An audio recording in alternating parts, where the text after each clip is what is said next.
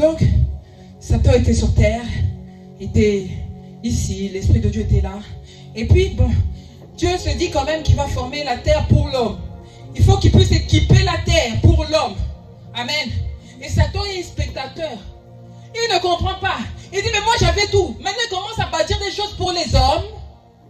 Il commence à bâtir des choses pour toi. Alors une fois qu'il a formé l'homme, il l'a mis dans un jardin qu'on appelle Éden. Dieu a donné des instructions à ces hommes-là. Écoutez-moi très bien. Dieu a donné des instructions à Adam et à Ève. Il y avait dans le jardin 2 arbres. Un, celui de la connaissance du bien et du mal, et l'autre, l'arbre de la vie. Et Dieu dit, vous voyez ici, là, tout ça c'est pour vous. Satan écoute, hein, et Satan est jaloux. Parce qu'il se dit, mais comment Dieu peut créer ça pour un homme? La seule chose que je vais vous demander, c'est de ne pas manger de cet arbre-là. Dieu n'a pas mis une clôture autour de cet arbre. Parce qu'il voulait que toi, tu sois décisionnaire. Il voulait te laisser le libre arbitre.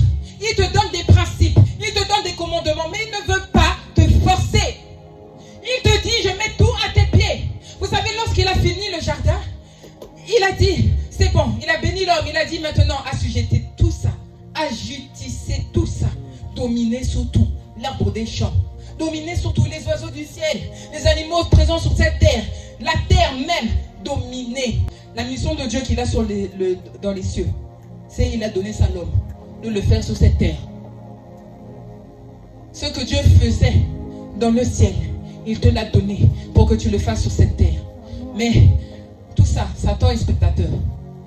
Un jour comme ça, il entre dans un serpent, il avance comme ça, et il parle à la femme.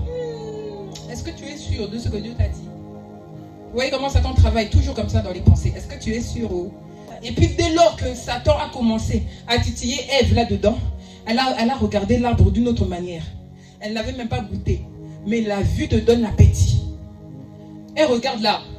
Elle dit, on dirait vraiment que c'est bon. Qui t'a dit c'est bon? Mais toi tu dis, on dirait vraiment que c'est bon. Allez, tiens mon cher mari, mangeons. Satan est content. Malgré ça, malgré le péché, Dieu cherche Adam. Adam! Adam! Où es-tu? Je me cache parce que je suis tout nu. Mais qui a dit que tu étais nu? Hey! N'as-tu pas mangé l'arbre là que je t'avais interdit? Oh, c'est la femme que tu as mis à mes côtés. C'est la femme que tu as mis à côté de moi qui m'a fait manger. Toujours comme ça, nous les hommes. C'est pas moi, c'est lui. C'est pas ma faute et c'est sa faute. C'est sa faute. Toujours c'est la faute de l'autre. Non. Le seul décisionnaire, c'est toi. La femme a mangé, mais tu pouvais refuser? Vrai? Ok. Satan est spectateur. Satan regarde. Ok. Et vous savez ce que Dieu a fait? Il a tué un animal pour faire un habit à l'homme, pour revêtir l'homme qui venait de désobéir. Il a tué un animal pour t'habiller malgré que tu as péché.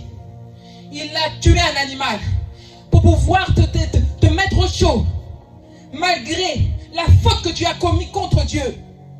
Vous voyez l'amour de Dieu. Tu désobéis, mais lui t'habille quand même.